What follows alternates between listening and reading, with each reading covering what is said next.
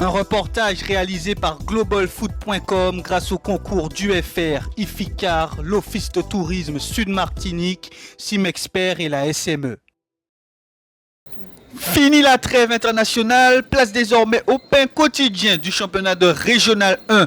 À cette occasion, l'Aiglon du Lamentin, lanterneur rouge de R1, reçoit un promu, l'AS Morne-des-Ès, qui fait son bonhomme de chemin sans faire trop de bruit en ce début de saison. À la 13e minute, le match devient très intéressant. Florian Fleury trouve Isaías Alves dos Santos Neto en profondeur. L'attaquant brésilien s'amuse ensuite et ouvre le score au stade Georges Gracian. 1-0 pour les visiteurs de l'AS Morne-des-Ès. Malgré une bonne circulation du ballon, l'Aiglon se procure quelques situations dans la rencontre, mais manque cruellement de réalisme et c'est très frustrant. À la 38e minute, l'action est bien construite et c'est cette fois l'AS Morne-des-Ès qui produit le jeu. En reprenant un centre venu de la gauche, Isaías Alves dos Santos Neto marque le deuxième but du match.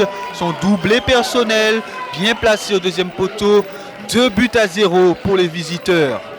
L'Aiglon, qui a beaucoup de difficultés à concrétiser ses occasions ce soir, se crée dans le temps additionnel de cette première période une situation offensive qui redonne de la joie.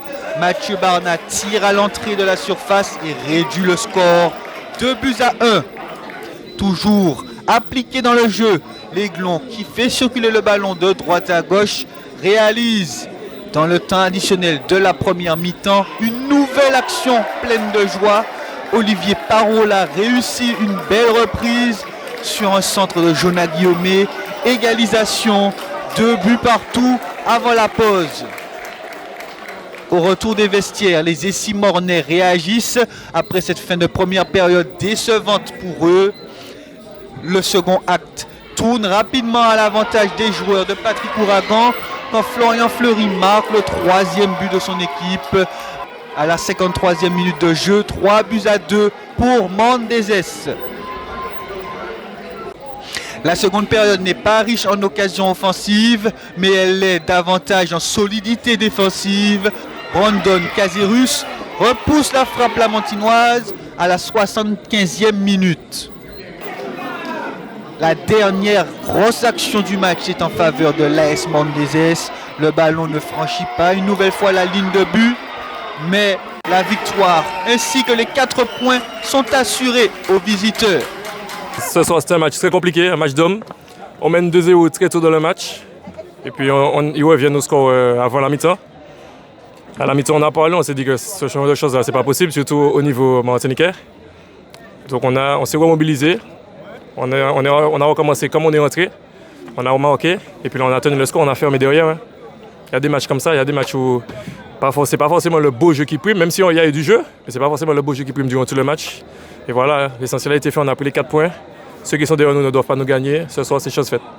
Ouais, c'est frustrant parce que je pense qu'on a quand même fait un bon match. Et encore une fois, on prend des buts sur des erreurs. On a pris 3 buts, des 3 buts de la même manière. Donc ça, c'est frustrant.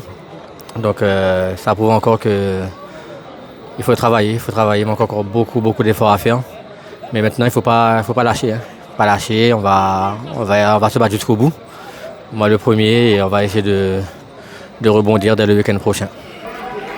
Avec cette nouvelle défaite, l'Aiglon s'enfonce dans le doute et conserve la dernière place du championnat de Régional 1.